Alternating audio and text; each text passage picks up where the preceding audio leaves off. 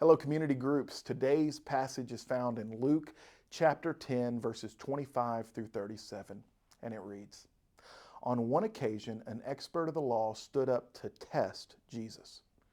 Teacher, he asked, what must I do to inherit eternal life? What is written in the law? He replied. How do you read it? He answered, Love the Lord your God with all your heart and all your soul and with all your strength and with all your mind, and love your neighbor as yourself. You have answered correctly, Jesus replied. Do this and you will live.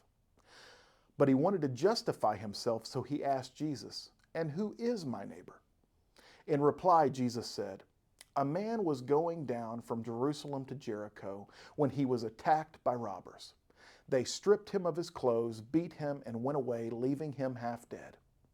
A priest happened to be going down the same road, and when he saw the man, he passed by on the other side. So too a Levite, when he came to the place and saw him, passed by on the other side. But a Samaritan, as he traveled, came to where the man was, and when he saw him, he took pity on him.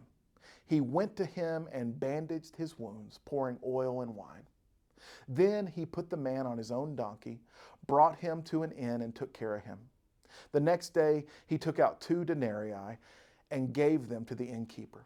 Look after him, he said, and when I return, I will reimburse you for any extra expense you may have.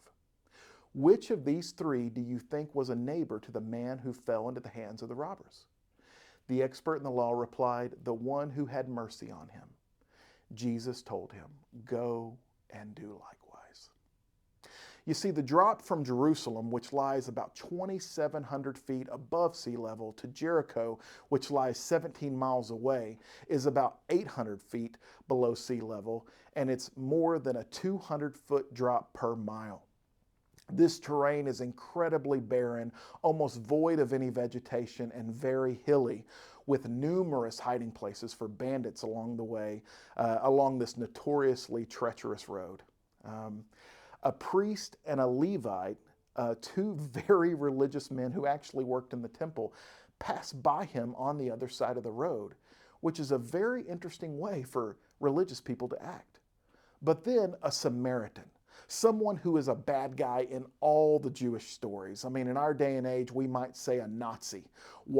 This Samaritan walked by, and instead of beating him up more or robbing him or spitting on him like most Jews at the time thought he would do, he stops and takes pity on him. He stops, risking his own life and well-being, and takes care of the man in trouble out of his own pocket. Interesting. What are we to make of this upside-down story? Everything I know about who the good guys are and who the bad guys are completely flipped. What I want you and your community group to do is to put yourself in the shoes of the original listeners and really consider the implications and applications of this story about God's upside-down kingdom. Be blessed.